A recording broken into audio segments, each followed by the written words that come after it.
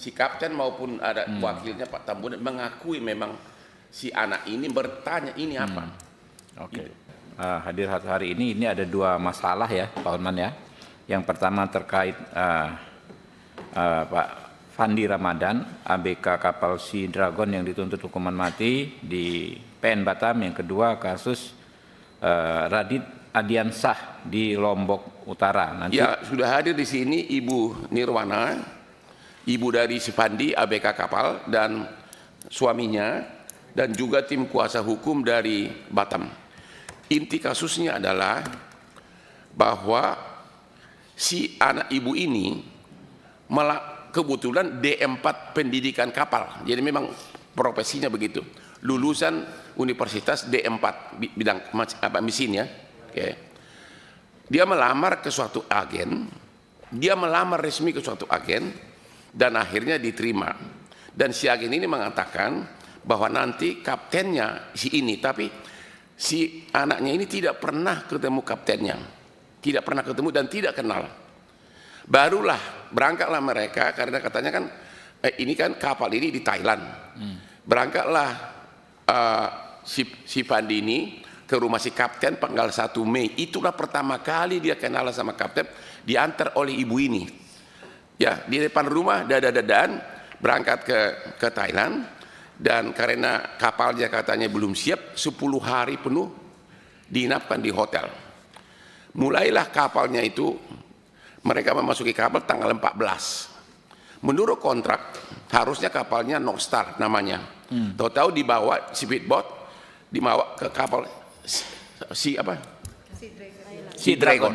Yang menjadi masalah adalah kok bisa dituntut hukuman mati karena tidak ada bukti sama sekali bahwa dia tahu isinya itu. Dia baru melamar, baru 3 hari naik kapal sebagai pengangguran masuk kerja.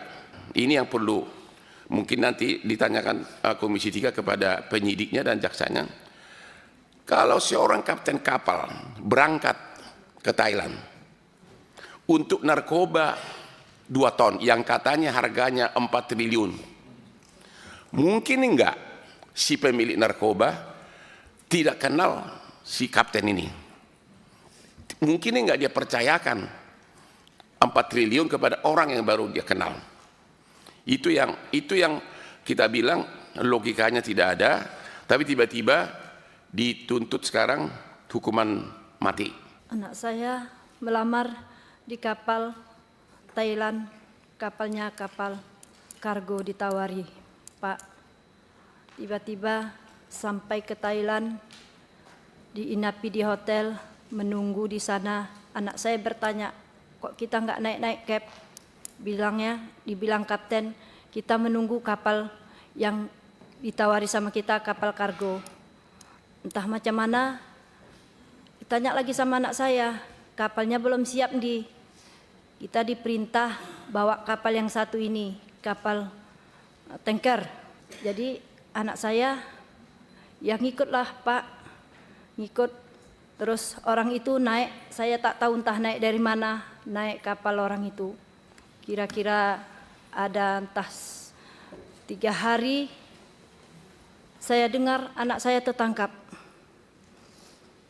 membawa narkoba. Makanya kami sebagai orang tua, kami terkejut Pak, kok bisa dia bawa narkoba? Kapalnya kok bisa jadi kapal tanker? Dijanjikan kapalnya kapal kargo. Di kontrak kerjanya pun kapal kargo. Saya selaku orang tua, saya mohon keadilan sama Bapak. Saya tanya anak saya, dia tidak mengetahui barang itu Pak. Saya tanya, jadi tahunya dari mana? Setelah penangkapan barulah tahu saya itu bawahnya itu narkoba. Dalam persidangan, ucapan dari anak ibu diakui oleh si kapten dalam persidangan bahwa Pak, memang si anak ini terkonfirmasi ya Pak. Ya, ditanya di sidang, si kapten maupun ada wakilnya Pak Tambunan mengakui memang si anak ini bertanya ini apa. Oke. Gitu.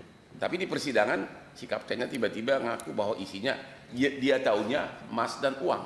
Ya, Jadi bagaimana mungkin 4 triliun, ya 4 triliun dia nggak tahu, dia dipercaya oleh si kapten, oleh si pemilik kapal, 4 triliun nilainya.